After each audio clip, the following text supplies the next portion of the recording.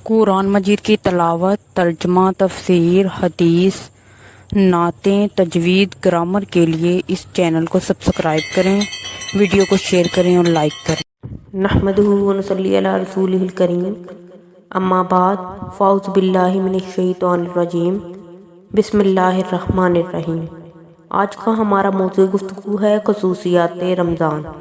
رمضان المبارک کا مہینہ اپنے ساتھ بہت سی رونقیں لے کر آتا ہے۔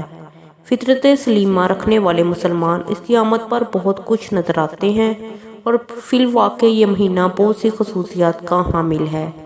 اس ماہ مبارک کو اللہ رب العزت نے جن خصوصیات سے نوازا ہے، اسلامی سال کے باقی مہینے اس سے محروم ہیں۔ ذیل میں آپ چند ایسی خصوصیات کا تذکرہ دیکھیں گے۔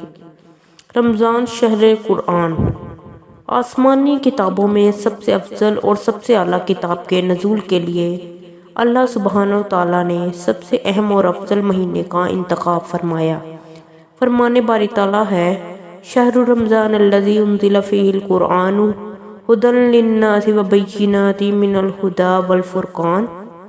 رمضان وہ مہینہ ہے جس میں قرآن نازل کیا گیا، جو لوگوں کے لیے ہدایت کا باعث ہے اور اس میں حق و باطل کے درمیان فرق کرنے کے دلائل موجود ہیں۔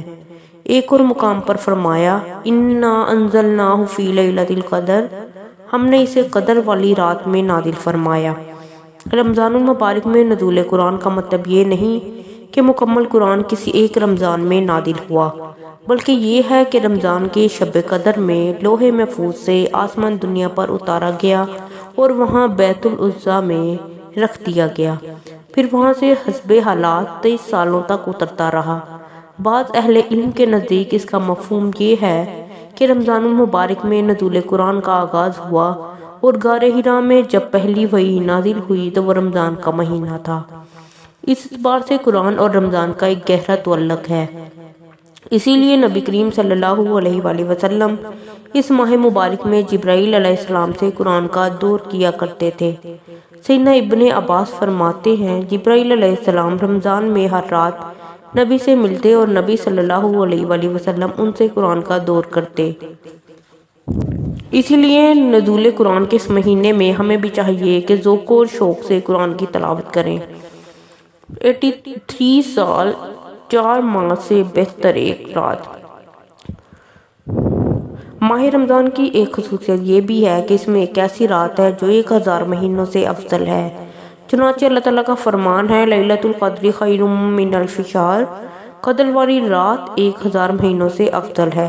ایک اور مقام پر فرمایا، حامیم والکتاب المبین، انا انزلناہ فی لیلۃ مبارکۃ انا کنا منذرین فیہا یفرق کل امر حکیم۔ حامیم، قسم ہے اس وضاحت والی کتاب کی، یقیناً ہم نے اس قرآن کو بابرکت رات میں نازل کیا، بے شک ہم ڈرانے والے ہیں۔ اسی رات میں ہر مضبوط کام کا فیصلہ کیا جاتا ہے۔ سبحان اللہ، اس کے بابرکت ہونے میں کیا شبہ ہو سکتا ہے کہ اس رات قرآن نازل ہوا۔ اسی رات فرشتوں اور روح الامین کا نزول ہوتا ہے۔ بڑی سلامتی اور برکت والی رات ہے۔ اسی رات کاموں کے فیصلے کیے جاتے ہیں اور یہی وہ عظیم رات ہے جو عبادت کے لحاظ سے 1000 مہینوں یعنی 83 سال اور 4 ماہ سے افضل و اعلیٰ ہے۔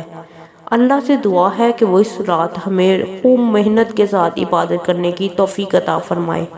لیلۃ القدر کی فضیلت کے حوالے سے سیدنا انس بن مالک رضی اللہ عنہ بیان کرتے ہیں کہ ماہ رمضان کے آغاز پر نبی کریم صلی اللہ علیہ وآلہ وسلم نے فرمایا، بے شک یہ رمضان کا مہینہ تمہارے پاس آ چکا ہے، اس میں ایک ایسی رات ہے جو 1000 مہینوں سے بہتر ہے، اور جو شخص اس کی خیر و بھلائی سے محروم ہو جائے وہ مکمل خیر سے محروم ہو جاتا ہے، اور اس کی بھلائی سے تو کوئی حقیقی محروم ہی محروم رہ سکتا ہے۔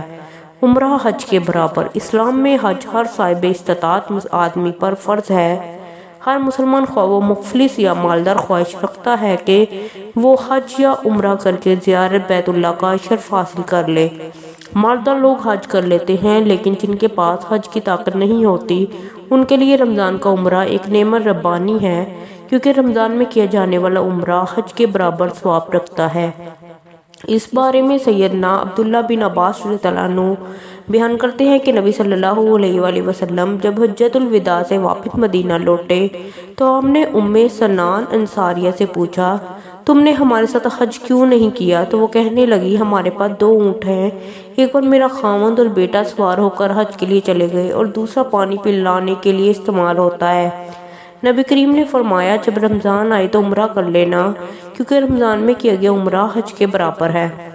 جبکہ صحیح بخاری کی ہی ایک اور حدیث میں اس سے بڑھ کر فضیلت بیان ہوئی ہے کہ نبی صلی اللہ علیہ وآلہ وسلم نے اس خاتون سے فرمایا، یعنی رمضان میں عمرہ کرنا میرے ساتھ مل کر حج کرنے کی طرح ہے۔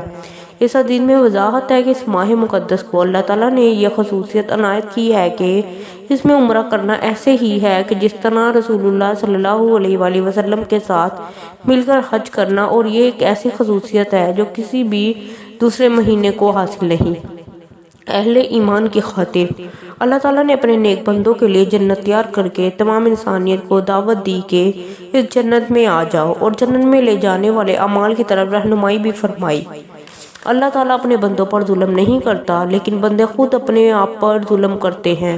چنانچہ رمضان المبارک کو رب العالمین بندوں کی بخشش کے لیے بھیجتے ہیں تاکہ لوگ اس مہینے میں خوب نیکیاں کما سکیں، اور انہیں شیاطین کے شر سے محفوظ رکھنے کے لیے ان سرکش شیاطینوں کو زنجیروں سے جکڑ کر بند کر دیا جاتا ہے، اور جنت کی ان راہوں کے لیے ابواب جنت کھول دیے جاتے ہیں۔